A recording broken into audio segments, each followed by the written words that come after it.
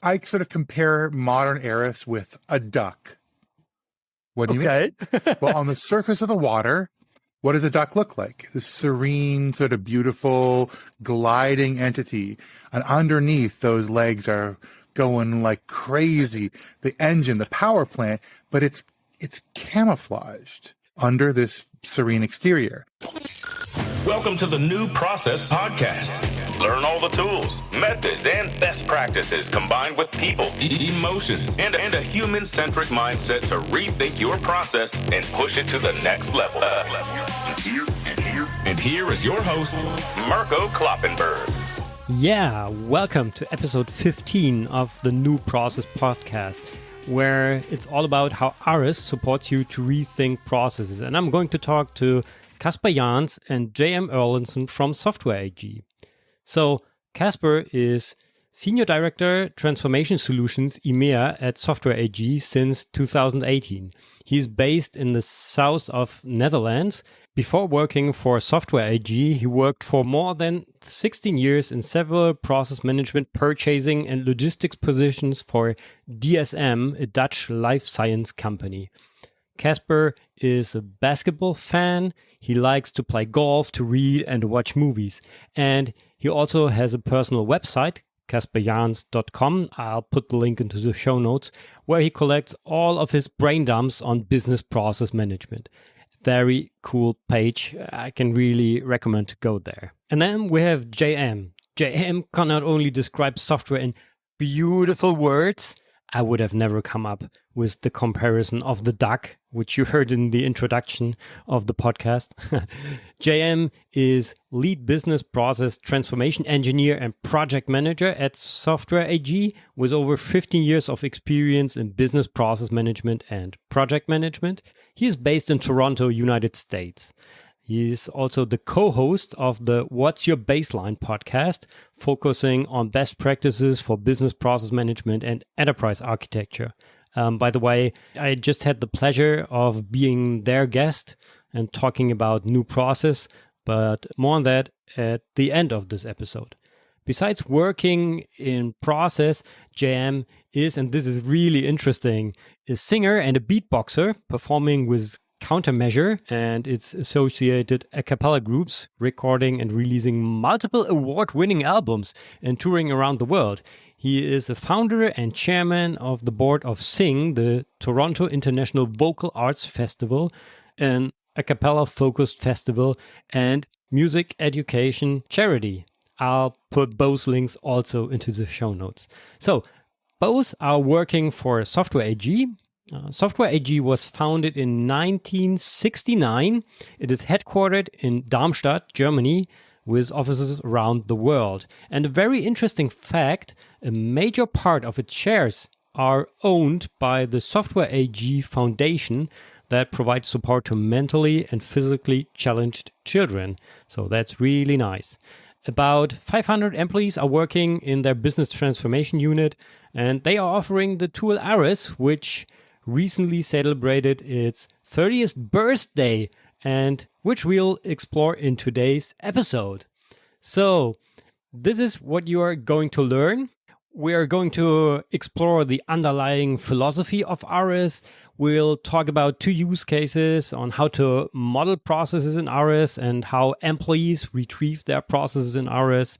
We'll talk about how ARIS inspires people for processes, so how ARIS is contributing to the new process principles. And we are also talking about what Caspar and J-M are seeing, what is coming up in the tool market in the upcoming years, and what is on the ARIS roadmap, to be more specific there as well. We're also talking about the cost of using ARIS and where you can test it. And there are some parts which I'm not sure if I would have better cut them out, but I decided to leave them in. So really enjoy this funny episode exploring ARIS in more detail. And now, let's start to rethink processes. Yeah, welcome Caspar and JM to the New Process Podcast.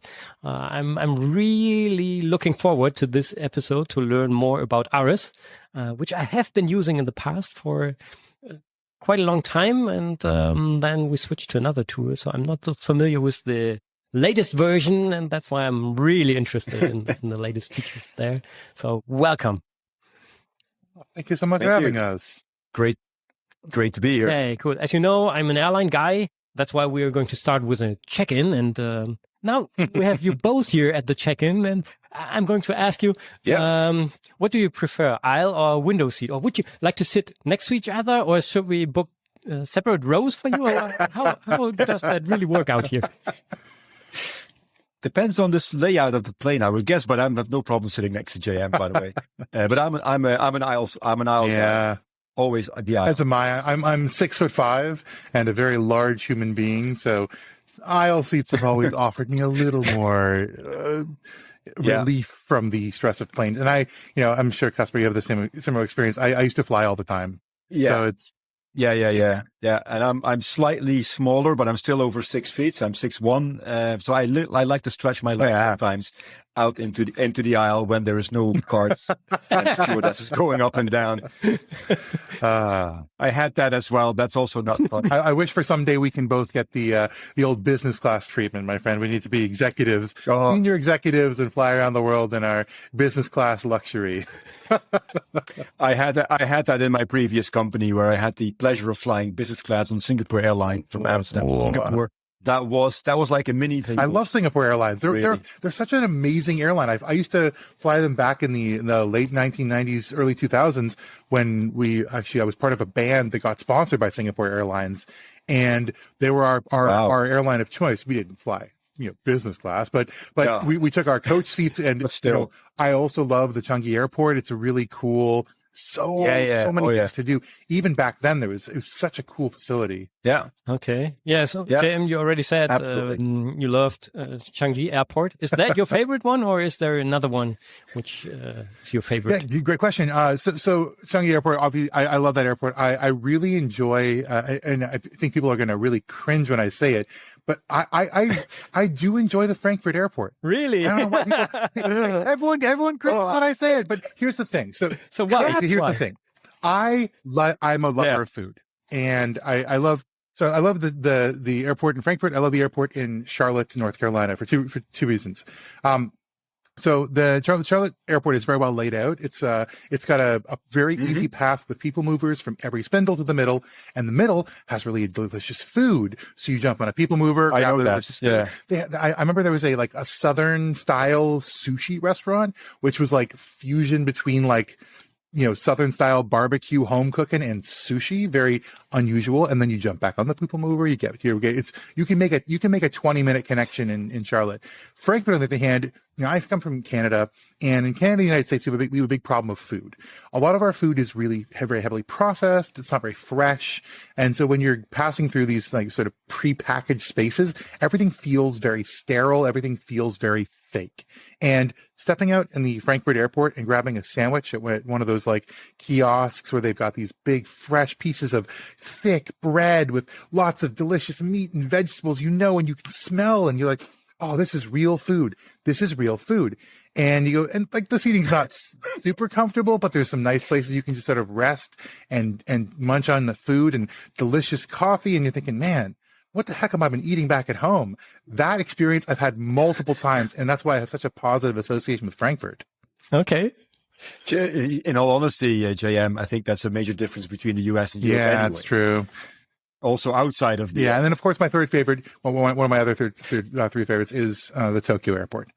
Tokyo is the Tokyo International Airport Terminal, the TIAT. I've got a bunch of bags in my home, still say that, because the shopping is unbelievable, and the amenities are, there's a tea shop with traditional sort of felt coverings for seating that you can go and enjoy. Itoen, which is one of the really big tea manufacturers in Japan, they have an Itoen cafe based there. It's unbelievably delicious and such a nice sort of gentle introduction into the world of getting on a plane and flying for 13 hours back home. So it's that's my third favorite one. Yeah, cool. How about you, Caspar? Where are your favorite airports? Oh God. Well, my favorite one actually is Really? Okay. and the reason it's also the one that I use most frequently because it's just 50 minutes from where I live. I live very close to the German border, so whenever time I fly mostly out of Düsseldorf. So I like Düsseldorf because it's compact. I can go from my seat in the plane to my parked car in 8 minutes when I get back. No way. Yeah, That's in 8 amazing. minutes. Yeah, I know. It's so much time. I also like Amsterdam Airport because of the same reason. It's a little bit bigger, but it's still compact in the way it's laid out.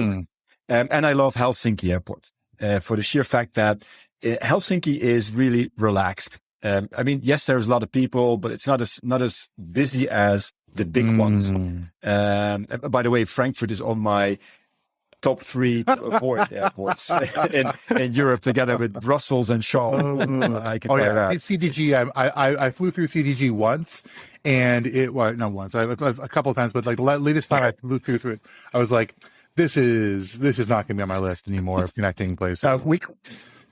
We can talk about processes and Charles all day long and how they do not understand it yet, but let's not hijack this session from it. So, picking that up, what was not the worst? What was the best process you've ever experienced? I think that I take inspiration from one of the mentors when I was growing up, who ran a summer camp for children focused on the arts, the Centauri Summer Arts Camp, and one of the 2 founders of the camp was an ISO inspector.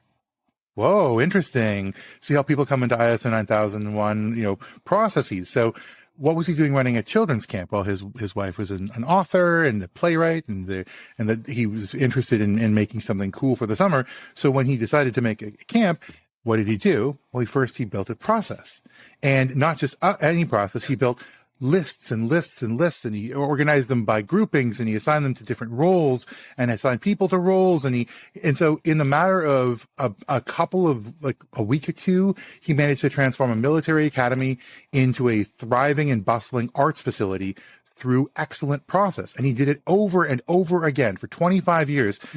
He refined and honed this process until it was just amazing. It was the precision, the accuracy, the repeatability, the feedback from people to make continuous improvement. Like everything about process was ingrained in how he approached a children's summer camp. And his name is Craig Hartley, and he's an unbelievable inspiration to me. Yeah, cool. Did you also get an ISO certificate for running the summer camp? I don't think you're allowed to inspect. I think there's something about the 2-party rule. You have to have a different person inspecting. Segregation of duty, isn't that right? Yeah. Okay, that's true. So, Caspar, what is your best process ever? Strangely enough, it was when I was driving towards Schiphol Airport to fly to Boston. And at 4:00 in the morning, and I got a call from United, which I was supposed to fly. They told me that the flight was cancelled. So I said, okay, I'm on my way to the airport. I need to get to Boston. So what do you do? What can you do for me? Well, we already upgraded you and booked you on Air France from Amsterdam to Paris, and then from Paris to Boston, first class on Air France. I can tell you that is not a punishment, but the actual process of rebooking me and getting to the airport and getting everything sorted was so incredibly smooth that even though I arrived 5 hours later in Boston than planned, I was far from being mad at anybody. I was just really, and I had a really interesting conversation on the way from Paris to Boston with a guy in the seat next to me. So for me, that was one of these flights that go like, oh, this is the way it's supposed to be, instead of being in a line in a queue for 3 hours just for a security check. But that was my best experience. Cool. That perfectly fits to closing the check-in. We're going to boarding here, and to get a little bit closer to the tool itself, how would you describe your relationship to processes, just in a little bit broader sense? So I got involved with processes, I think, already in my teens. I was having a hobby in astronomy. And in astronomy, everything that happens around in the universe is following a process. Mathematical calculations, but in the end, it's a process. It's a chemical process. It's a physics process. And I got interested in sequential activities being processed, which is basically the definition of a process, let's be honest. So when I graduated from university, I actually graduated on the applicability of process simulation for consultancy. So what can you do with process simulation? And that was back in 1999, just to be completely honest. And then I moved into basically every role I had certainly in my previous company, a large chemical manufacturing company, had something to do with processes all the way up until leading a center of excellence for BPM. And then I find my mothership in software HE about 4.5 years ago, and it's like a warm bath ever since. Cool. So J-M, what about you? Well, I think it's funny, Caspar, you and I actually have a similar background in the sense that so I've been an engineer my whole life. I mean, there's a lot of things that I do that are not engineering, but I'm an engineer, and I realized that process was the core to that. So I studied engineering in university in my undergrad and master's, and one of the first processes I was ever really truly introduced to was very early on in electrical engineering. So you conceptualize a circuit. And you you can draw that circuit out as a process diagram prior to actually building a circuit diagram, prior to actually building the circuit itself. And that was an extremely physical aspect of things. And then you abstract it back, and I started to work more in supply chain and manufacturing engineering. In my studies, and I actually did an internship at a German manufacturing company where I went from designing the sort of the CAD, the 3D end effectors of semi-automated manufacturing lines to going one level back and saying, okay, well, actually, let's take a look at what steps are we doing with what end effectors? What machines do we have to use in which order? And so that was my first level of abstraction, even back further to the conceptual, to like the logical process rather than actually the physical process. And I went back and did a master's in manufacturing engineering, focusing on process and process engineering as a discipline, and ended up getting a job in consulting around process engineering for supply chain, and working in that firm where I discovered I had known about ARIS from the end of university. I'd heard about it. I'd sort of dabbled a little bit with ARIS Express back in the day. And then my firm, my consulting firm took on ARIS, and I was like, oh, I'm here. I'm like, let me learn it, learn it up more. And I became, within a couple of weeks, I became an ARIS architect because I was so into it. And I got really into being a QA analyst through the lens of ARIS. And a couple of years later, I was like, you know what? You said the mothership. I got to join the mothership. This is where the magic happens that makes process come to life. And I haven't looked back. It's been 11 and a half years here at Software AG, and I'm really digging it. Yeah, cool. So we have more similarities than you think, because I'm an industrial by trade, and the university where I got from in Eindhoven focuses around the manufacturing process. So indeed, designing these logistical processes and manufacturing processes is something I had to do as well. Yes, the Technical University of Eindhoven. Loved right? it ever since. A lot of people come out of that place. Yeah. It's a good one. Oh yeah, it's a good one. Yeah. Perfect. Yeah, Ben, let's have a closer look onto ARIS. Let's see how this will work out by just talking about the tool. And there, I'm really interested, especially because I know the tool, or I used it a few years ago. What is the underlying philosophy of ARIS? Yeah, so, and that's an interesting one. And I will not bore you with what ARIS stands for, because I can hardly ever repeat that properly in one go. But in the end, what the philosophy is it brings together all of the enterprise artifacts that you need to be successful in translating your strategy into execution. As I'm talking about things like roles, activities, systems, organization, risks, all of those things, and that's what I call enterprise artifacts. You need to synchronize them, align them, and optimize and manage them as efficiently as you can. And that is the underlying philosophy of ARIS, is saying, okay, it's not just about process documentation. It's about transforming and optimizing and controlling the way that you execute your business, which is a heck of a lot broader than just process modeling. That's true. Okay, that's interesting. And now I'm curious, how does the tool look like today? So I have vague memories, but how does it I look have a like memory today? of the old way of doing things. Yeah, I think it's been a big effort by our product management and our R&D folks, and a big ups to them on this. I sort of compare modern ARIS with a duck. What do you mean? Well, on the surface of the water, what does a duck look like? This serene, sort of beautiful, gliding entity. And underneath, those legs are going like crazy. The engine, the power plant, but it's camouflaged under this serene exterior. So to most users, to the vast majority of users, ARIS is a really simple and easy tool to use. So it's an HTML5 based interface. So you use it on your browser. It's a portal. So it is a space for viewing and finding the content you need through things like, type ahead search. So it's easy sort of to tell where you're looking, what you're looking for through easy and interactive links.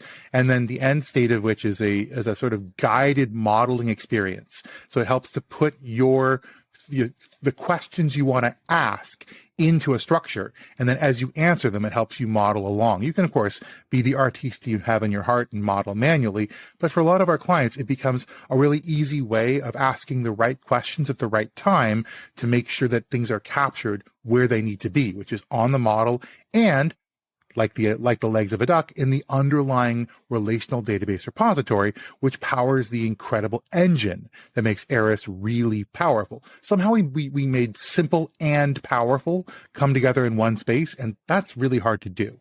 That means you can run simulations. That means you can do process mining. That means you can talk about versioning and variants and rollout of new processes and collaboration and governance in the same breath that you can say, oh, can you just go take a look at this model? Oh, what do you think about it? Oh, great. I'm glad we could have that conversation.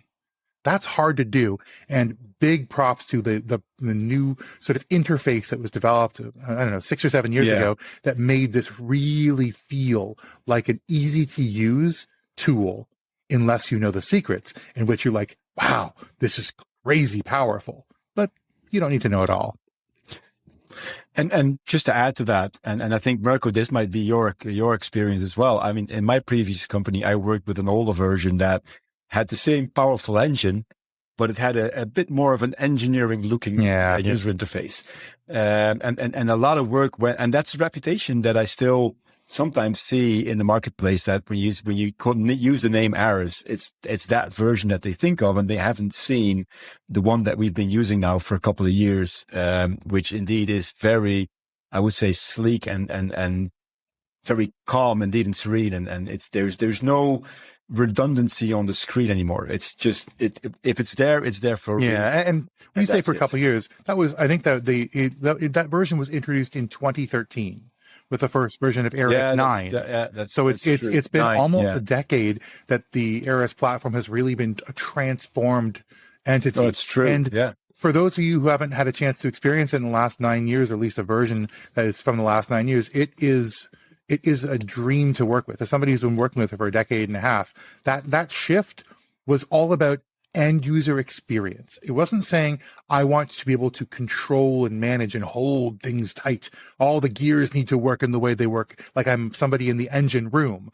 It's saying that we have citizen developers of processes. We have subject matter expertise that exists across the enterprise. We need to meet people where they are, not ask them to meet us where we are.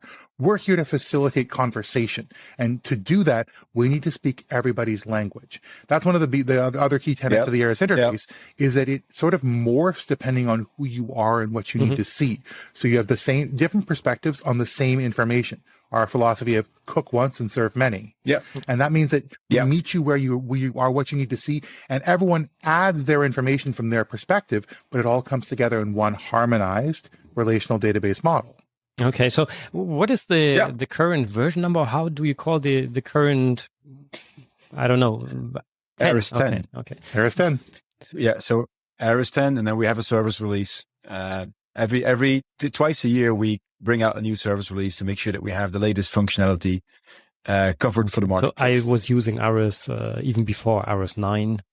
I think. Yes. You said Yeah, that exactly. point, Yeah, yes. sounds familiar. It's well distributed. Yeah. Yeah. Okay. Yeah. Use that one as well. It was a culture shock when I started working for Software AG. I started working with version, I think it was already 10 at that time, just. And that was such a culture shock. A pleasant one. But I fell in love again. But again, most of my work is around consulting customers, and I don't deal with the system like J-M does. He's a true master with that one. I'm more on the consulting side. Okay, so what do you consult to me? How should I map process, or how do you map processes in ARIS today? No, that's it. Yeah, that's one of the questions I really wanted to be able to answer. Yeah, so here we go.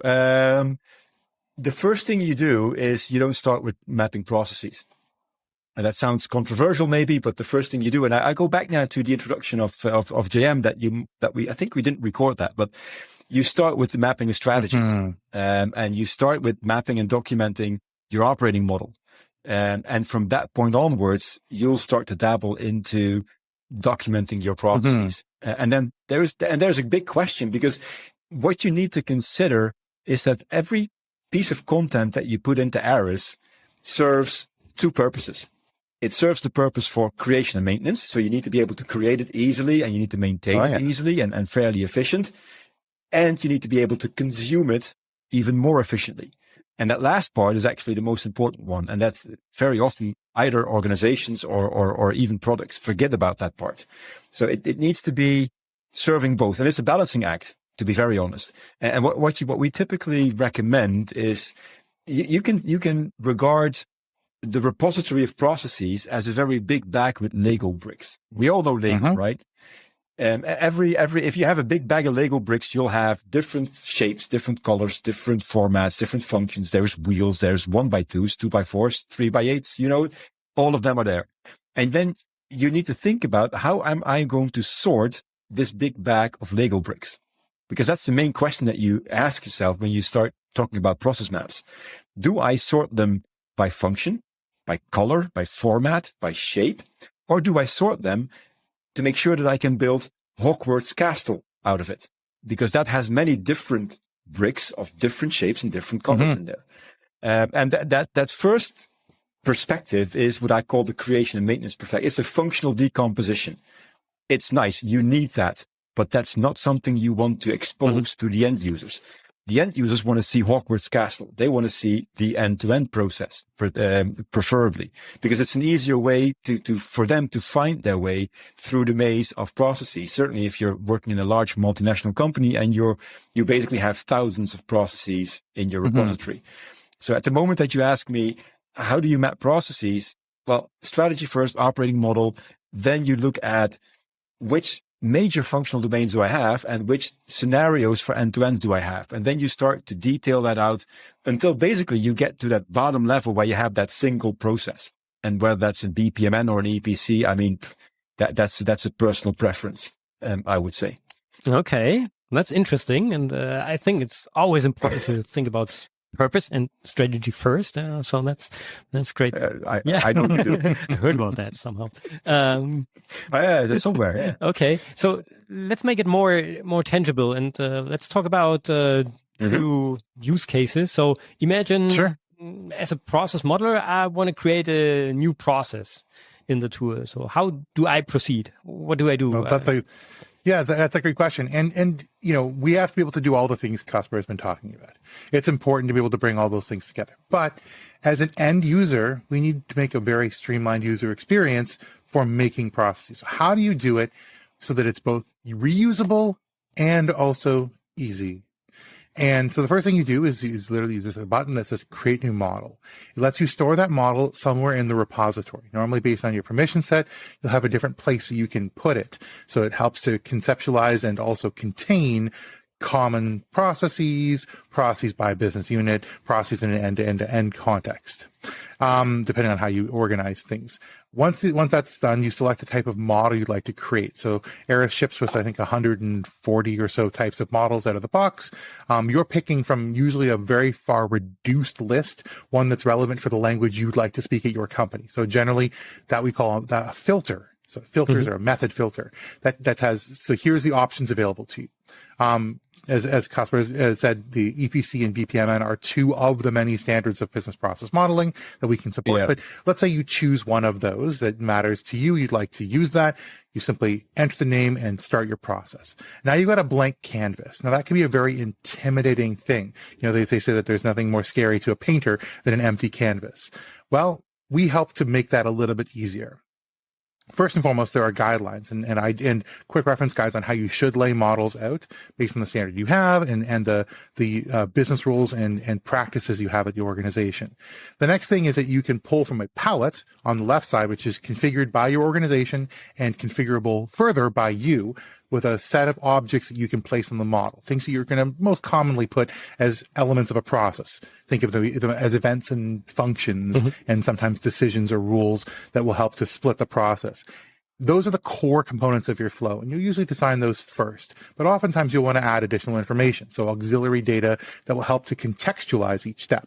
So around each step, as you put it in the model, either manually through dragging and dropping, or through we call forward modeling, which is using a button that says, I'd like to model something after this, or through using a table-based editor, which is our sort of guided modeling on Rails. You'll create out your flow of information, and then you'll start to ask the questions that go along with it. Who does this? What application system do they use? What data do they require to consume or produce as a result of the step? And you'll create almost little mini SIPOCs for every process step. So the supplier input, process output, consumer, or customer. And that gives you this idea of the ecosystem around any given step. Sometimes that can be represented with a submodel. We call those things function allocation diagrams. Sometimes you can just place it on the model itself, and to give you this sort of this multicolored picture into the ecosystem around how your process operates. And all that gets built sequentially. It gets built based off of the subject matter expertise you have, and you don't have to start with everything all on the top of things. You can just go with the flow and then build organically as you develop it. The other thing is that to build processes and reuse common terms. So, for instance, a role called a certain thing is usually called the same thing on all the different processes that role is pertaining to. ARIS has a really cool feature that types ahead for you. So you say, I'd like to put in a ACC, and it says, do you mean accounts payable clerk? Oh, I do mean that. Interesting. So as you do that, as you select from that sort of drop-down list, it reuses the object definition or the database record and puts an occurrence on your model. So it is referring to a standard for the organization, but it's reused on your model, so you get for free a whole bunch of things like descriptions and any other information that has been captured about it. Sometimes things like cost rates or number of employees or different documents that are relevant to it. All those links pop up in the right side panel, which is your information panel. So essentially it's divided into three sections if you think of it. The left side is what am I putting on there? The middle is what am I putting or what am I creating, this canvas. And the right side is give me some details about it. And you go through that process, and frankly, even with very complicated process models, it can be, with ARIS's help, it can be minutes to create something that would normally take you hours or days to hone. Just one addition to that, because I love the way you described that, J-M. The knowledge that you need to create a process map typically does not reside in the head of one person. Right. So you need multiple people to deliver input, and that is one of the things that made it quite cumbersome in the past to process model. The nice thing with ARIS is that you can have one person just draft the outline of the model. So you put a couple of these activity functions and maybe a gateway or two in there. And then you make that process available to what we call contributors. And these people will simply go to the process. They don't have to model anything. They can simply type in the missing details. They're filling in the blanks. So they simply go to the textual overview. They see that the description is empty for that particular activity, and they type in the description, or they type in some more details, or which system is actually being used for it. And they don't have to model for it. It's simply just filling out a form, basically, like you would do with God knows what kind of registration you need to do in your private life. And that really makes it easy, because it reduces the threshold for those contributors. They're typically scared that they need to model. Right. But they don't. You just have one person doing an outline if you want, and then push it out. I love the fill in the blanks analogy, because fill in the blanks is the most friendly way of writing a story. You ask questions. And the more you can prompt people, the lower the barrier to entry is for someone to become involved. And involving more people, leveraging the wisdom of the crowd, bringing subject matter expertise. Exactly. Oftentimes hard to reach because of mindsets, people, is all the value in the world. I love it. And Marco, you talk a lot about this people, the people of process. Well, how do you communicate with people? As I said before, you go to them. You talk to them in a way that they can understand.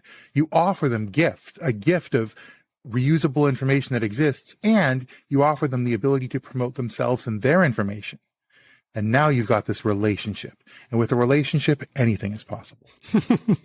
That sounds very good. So just to go deeper into that direction, now let's imagine I'm just an ordinary employee and I would like to access one of my processes to learn how I should execute a specific task in detail. How do I access this process information or process in ARIS? What do I do? Log in and then? Well, that's a great question. So we have this really cool feature that I love called My Content. And what My Content does is it allows you to self-identify as a role. So I'm this person, I perform this role. And what it will do is it'll go through the database, query it for you. You won't have to see any of this. You get a list of all the things that are relevant to you. Mm-hmm. All the processes, all the systems you need to know how to work with, all the documents, all the different steps you need to know how to execute. Literally just a laundry list of all the things you need to know, which is amazing. So you don't have to know what you are looking for to find things that are relevant to you. So that's how you can navigate. Of course, we've got, a search bar at the top, which has type ahead. And we have, usually we call this structuring models to help you navigate through the hierarchy or the end to end to get you to where you need to go. So there's lots of ways of getting to the place you need to be. Once you're where you need to be, so I'm at the right process. Now what we do is ARIS reads the models, understands the logic, and spits it back out to you in what I consider a dynamic SOP, standard operating procedure. So what you'd normally print out in like a process manual, which by the way, you can, ARIS has a very powerful reporting engine built into it, but you can have it instead re-render it into a dynamic click-through model of what do I have to do next. So every step tells you what was my previous step. You can click on that and go to it. What are my subsequent possible steps and the conditions by which I'll go to those steps? So you can click on one of those. Am I in a corner case or am I as part of my happy path?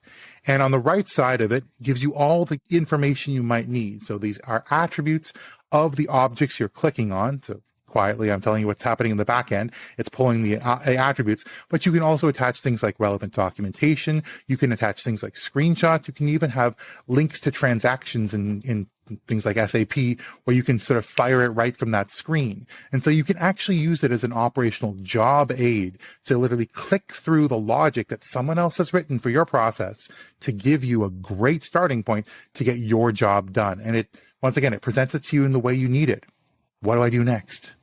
Yeah, and just to add on to that very briefly, ARIS has a document once, choose from three different perspectives philosophy. So you document typically in the form of a model. So the diagram is one of the three representations that you get out of the box in ARIS anyway.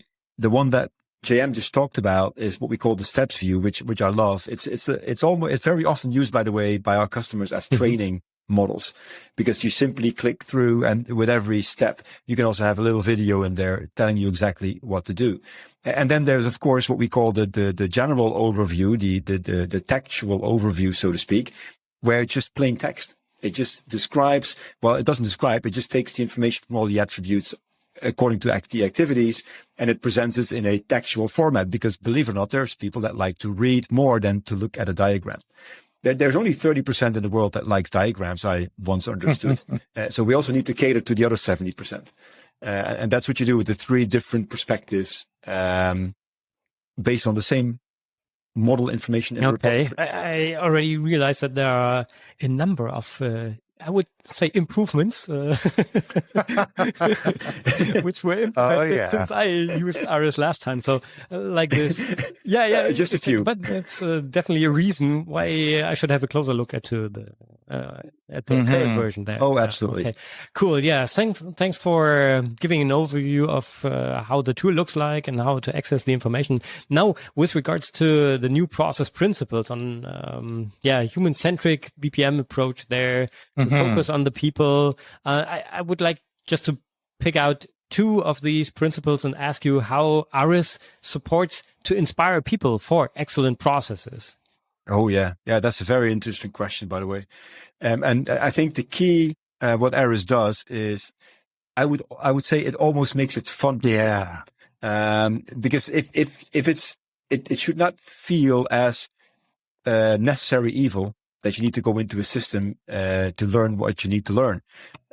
So what ARIS does, it makes it so incredibly easy to find the information that you need to have, that you become intrigued by it and say, oh, wow, that's how easy it is. And at the moment that you're happy with the information that you consume, automatically you will be much more inclined to make sure that you follow through on that happy feeling, so to speak, and try to do the best job that you can.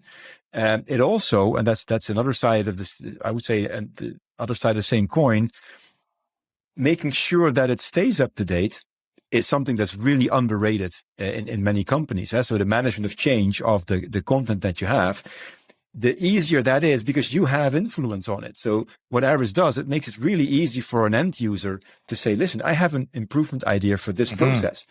It's just a simple click of a button. You describe the idea that you have and you send it off to the process owner. And then the whole chain of events can be, of course, initiated and triggered.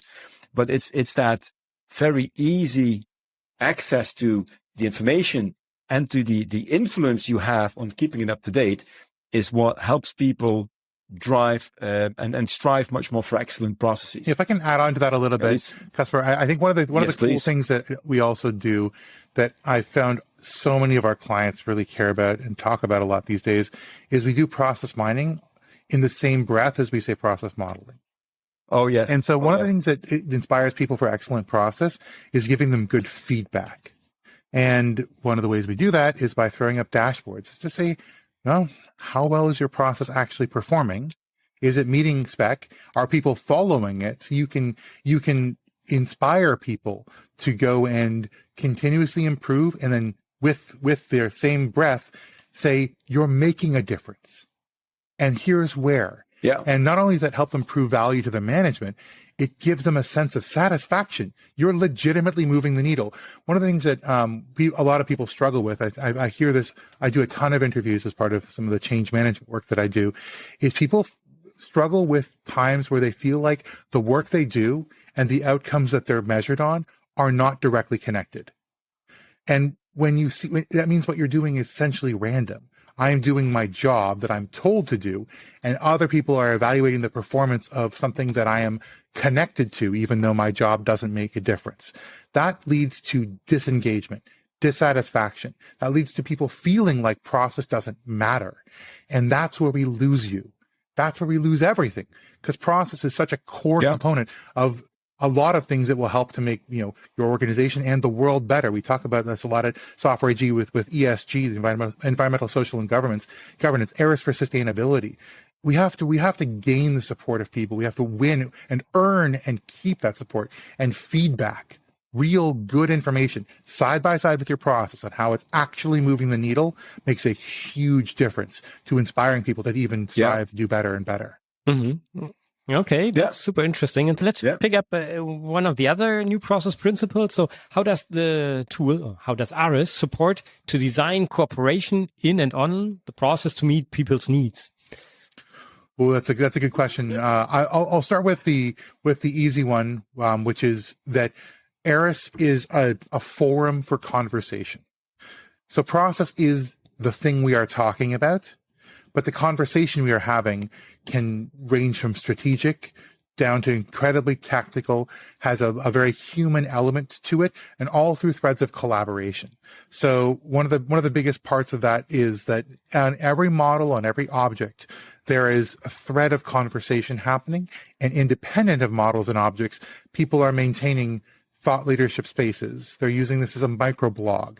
They're building this community of groups of people that are getting notified, that are being brought into the process, that are having an opportunity to weigh in, feel like their particular opinions are being heard. They can tag parts of the process. I need you to do this. They can even kick off real automated governance within the tool set that logs that a change should be made. That's helping to get their ideas, leverage the knowledge and thought leadership you have in your organization in cooperation with process engineering and strategy to help them collectively design a better future. And that's really hard to do. One of the things that I really love about the way the ARIS does it, and that's why I think we're a really good tool in the marketplace, is that it's all push. So you don't have to have these open loops in your head. Should I be working on this? Should I be helping people? Should I? No. You can subscribe to feeds to understand where things are struggling, where changes are happening, where people are having conversations about topics you care about, that push notifications to you, that ask you to come in and weigh in, and in doing so, give you the ability to meaningfully change. And that's cooperation. That helps to get those people's needs, emerge them up, put them at the forefront of our designers' minds, and give them a space in which they can improve. Mm-hmm. Okay, that sounds like a new feature as well. Or yeah, it's a big part of our like human focused design exercise. Okay, that's interesting. Yeah, perfect. So, is there anything else in terms of rethinking processes which you would like to share with the listeners before we go to the more technical parts and outlook and so on? Oh, that's a good question. I think the one thing I would like to add is that what we see our customers also using ARIS for nowadays more and more, which is it goes away from just documenting a process. It turns into a management system, and making sure that the organization can retain its license to operate. Which is important to a lot of companies in the world. You know that as well. You've worked at Lufthansa, Mirko, so you know what a license to operate means. Certainly manufacturing, but also in other industries nowadays, that is very important. But it needs to mean that you need to prove that you're in control. And that proving that requires two steps, basically. It requires that you, define and document the way that you're supposed to work, and that you prove that that is the way that you actually are working, which is that combination that J-M mentioned earlier, is between process management and process mining. And ARIS has that integrated into one platform. That makes it super easy. It doesn't mean that there's no work done. I mean, you still need a lot of work. I mean, it is work that you need to do, but it's going to be much more fun now than it was 10 years ago. Okay. Yeah, that's a good one. And I think that I would want to add one more component to this. And I know, Mirko, you also believe, I think, pretty strongly in this, is that process needs to have an element of empathy to it. A lot of times people who are designing processes get into this mindset that the executor of processes is systems. And the systems interchange between people and technology doesn't really matter who's doing it. But that's not the case. People doing process have a journey that they go on. And some of my most successful customers have done internal customer journey mapping in some ways, actually exactly that way. They literally do customer journey maps for the internal experience of interacting with their business processes. And in doing that, they force themselves to ask the question, kind of like Marie Kondo, does this process spark joy? Is this process necessary? Are people enjoying this process? Does this process meaningfully contribute to our business goals and strategic and our strategic aim? And when you ask those questions, or is this step necessary? Is this step really necessary? When you ask those questions and you have a human-centric and empathy-focused process development mindset, what you get out of it is a way of working that people can not just live with, but can thrive with. And I think that's a lot of the organizations I talk to are on that journey, where they're starting to ask people who execute processes what they feel about them. But we're not there yet. So I would encourage all of your listeners to put people in the front of your mind when you're having an executor run a step in your process. It's not another system. It's a human being designed for their experience, and build processes they can understand. Because when you do that, they'll better conform to the processes you roll out. And more importantly, and to a lot of people, they'll stay at the company. We're in the time of the great resignation. You don't want to make people frustrated with your processes. Help equip them with your processes so you have the best chance of keeping good people, because good people will recognize bad process. Yeah, absolutely. Yeah. True. Okay. Yeah, cool. So let's have a look into the future. So what kind of trends do you see developing in the market for BPM tools at the moment for the upcoming years? So the things I see is more focus on the consumption side. So that is one. So it's not anymore about purely documentation of processes. It's about transforming, optimizing, and controlling the way that you execute business. And I see that trend continuing. It has been started a year, 3-4 years ago, but I see that one coming. So that convergence of risk and control management, process mining, process management into one is certainly a trend that we see. Another trend that I typically see, UX and UI become much more important than it was about, let's say, a couple of years ago. So and that goes along with that consumption part. So the consumption is in the hands of the end user. The end user needs to be treated like the main customer. That's the VIP actually of your BPM part. The experts in the background, they can work with more complex systems than end users can. So it's okay if they need to think about what they're doing a little bit more, but it's the end user that you want to treat like royalty, so to speak. And that's a trend that I see. So a lot of the developments also that we're doing at ARIS, and we've been doing that over the last couple of years, are really focused on that UX UI part. Okay. So how does anything? Oh, sorry. Anything I missed, JM? Yeah, I think that there's a lot to unpack in the market. I think that we are moving towards more companies understanding that the process management approach requires a suite of capabilities beyond just digital paper. I think that traditionally there have been a lot of process modeling vendors who will offer you literally just no better than taking a picture of a piece of paper you draw on. And so now we've moved to objects, and then now we're moving to, repositories. But I think that the vendors are more and more realizing that process modeling and process mining are two sides of the same coin, that customer journey and process modeling are two sides of the same coin, that there is, there's data science that is going into process improvement. And so now we see AI and machine learning as part of how you use large sets of data in an organization to drive intelligent, targeted process improvement. And I think that there's, talking about sort of the roadmap of our development and also the industry's development, I think we're also moving a lot towards segmentation between actions that need to be developed as a process change and actions that need to be triggered as a response to process deviation or process struggles. So that's we in our process mining tool, we call that insights to action. That doesn't necessarily require a process change. It requires that the process be adaptable given conditions that would require an action, but no human is involved. And so that's really taking this idea of segmenting the segmentation of duty between people and technology and saying, let's be clear about what we can do without having to involve a person. And then let's see if we can take and aggregate that data into something that we can maybe make that have to happen less over a larger strategic context. I think AI is a big part of what the future is going to hold in terms of recommendations. I think that the process, the knowledge worker of process is all about centralizing a human context model rather than necessarily being as heavily a data interpreter. I heard a senior vice president say that was one of the biggest challenges coming, which is formalizing and harmonizing a human-centric domain knowledge model with a data model. And I think that's absolutely true. People will provide context, but platforms will provide recommendations. And context plus recommendations is a path forward.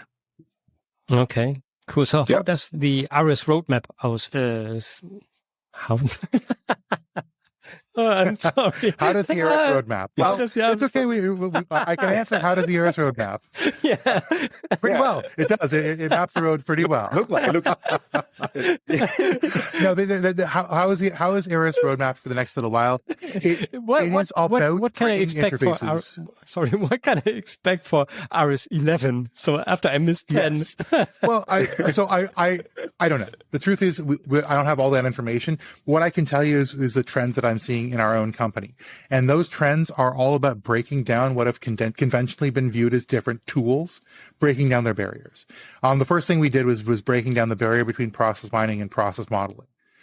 So now in the same breath, in the same screen, as part of the same exercise, that becomes part of what you do. Mm-hmm. I think the next, another barrier we're breaking down is process mining and process automation. Once again, the same breath, process mining becomes the next best action in our insights to action module for process automation.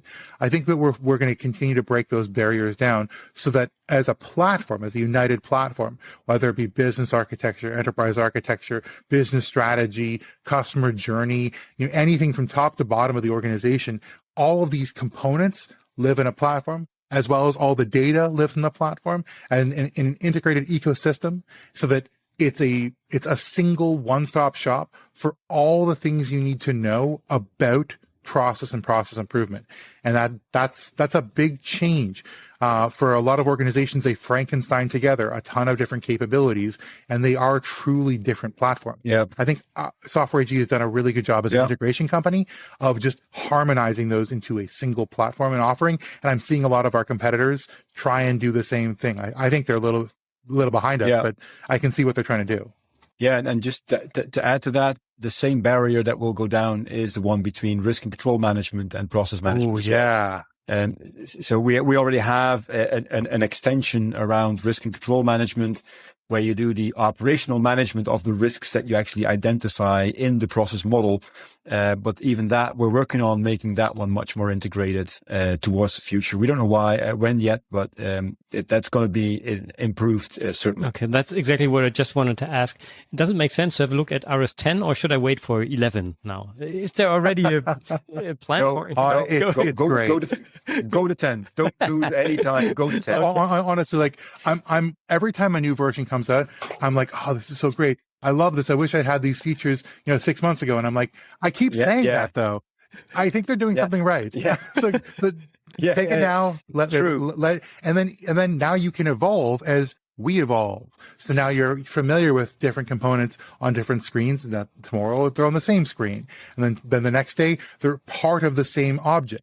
And this is a good evolution you can have as a practitioner with Software AG and its thought leadership. And I have that when I'm in customers. I very often am joined by one of our local pre-sales experts, and then they show something on the screen, and I go like, "Oh, we can do that now." So I'm not that all that into the technicality. I mean, I love to be around in ARIS.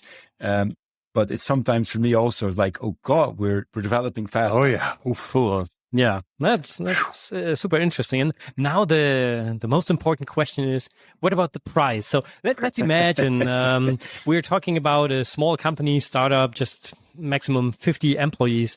What do I have to pay to use ARIS? Or the other case would be a company with 1,000 employees, just to give an example. Yeah. So it's always a little bit tricky around the pricing, because it depends a little bit on what you want. But if I would assume that you start with just a basic ARIS version, well, not even basic, but an ARIS version where you have a number of designers and a very limited number of administrators, because you typically only need a couple of those last ones. So you have people modeling, doing if you go back to what I said earlier, the creation and maintenance side, and you have viewers that look at everything. So if I would assume that everybody is a viewer and you have 20% of the people being a designer, then for 1,000 people, you would be looking at something around 10K a year, approximately, for the 1,000 people.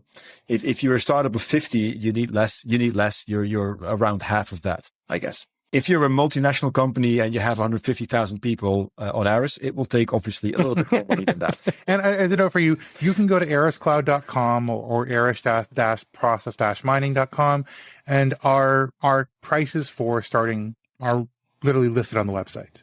So ARIScloud.com. I just add them up. Yeah. You just literally go there, check it out. The other thing is that you can get started for free. Yes, that's correct. Okay. We do offer free trial. Yeah, true. We do offer, even for very small purposes, free uses of the platform. The other thing is that if you're in an educational institution, so if you're a student listening to this podcast, or you're part of a university or a professor listening to this podcast, we have a whole university relations department where you can get free licenses for ARIS at an enterprise class level. Yeah. Free instances, free downloads, free everything. Please contact us, the university relations. They've got lots of things you can just literally get for free as a professor to help teach your students how to use the ARIS platform, or just how to use process modeling methodologies and approaches through the lens of the best tool in the marketplace to do so. Okay, so just again, where do I have to go to if I want to try it out now afterwards? Yeah. ARIScloud.com is a great place to start. So just ARISCLOUD, ARIScloud.com. Or if you're more familiar or interested in ARIS as a process mining tool, ARIS-process-mining.com. Great. Both those spaces have lots of information. Of course, you can find all those links and things like that, and even more details about the tool at softwareag.com. That's a great place to start your learning journey. Okay, great. I'll put the links into the show notes. Words to live by. Very well. Perfect. Yeah, great. Okay, so I learned a lot about ARIS today. Thank you very much. And I think we already landed our aircraft here. So is there... Oh, very good. Very good. Is there anything we've missed which you would like to share with our listeners before we leave the aircraft? I think we pretty much I think the one thing I'd say is... I want to echo what you said earlier, Caspar, is it's never too early to start. If you're waiting to have all the information, all the stakeholders, everything set up, don't. Try it out. Mm-hmm. Go to ARIScloud.com, get started working with the platform, and start working with whatever you have. And that's the cool thing about ARIS. You don't have to start with everything. There's an organic uptake process. As you go, you're building reusable assets. So don't worry, you have to have everything right off the bat. And don't go for perfection. We're looking to build processes that are going to be dynamic. They're going to change. They're going to evolve. Know that if you're starting today, you're starting on the right foot. Okay. Great. So let me add one additional question, just because we had this really entertaining discussion here. Where can our listeners go to if they would like to talk to you, especially to both of you? In my case, you can always go to CasparJans.com. So it's my personal website. You have my contact information from Software AG as well as all of the brain dumps that I've done over the years around this very topic. I think it's already up into the 70 or 80 articles and posts and guest appearances on podcasts.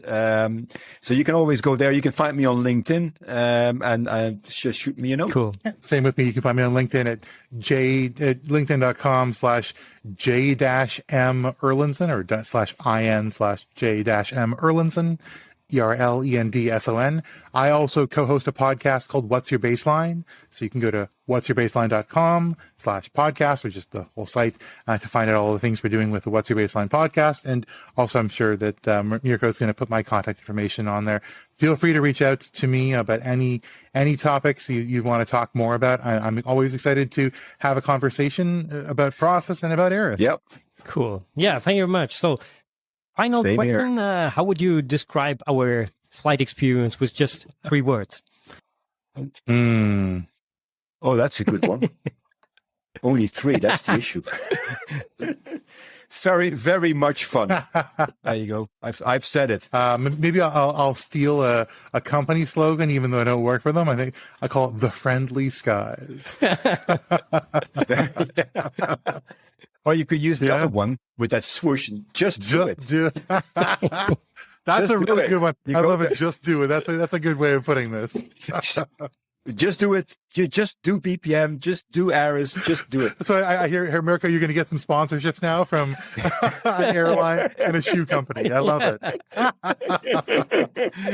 Yeah, it couldn't have been better closing words. Brilliant. Thank you very much. It was a real honor and a pleasure talking with you, learning more about ARIS, and I'm looking forward to wherever we meet again in the future. That's really great. Thank you very much. Bye-bye.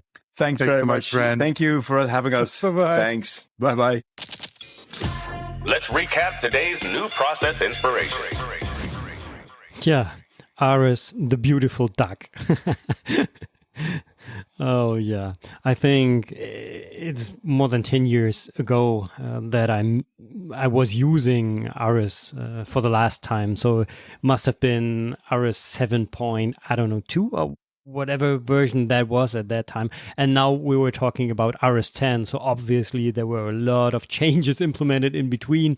And after the interview, Caspar was so nice to record a video of the 2 use cases on how to map process and how to retrieve processes.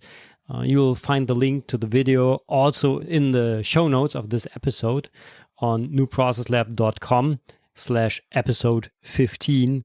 So there you can also have a visual idea of how ARIS 10 looks like today. Yeah, cool.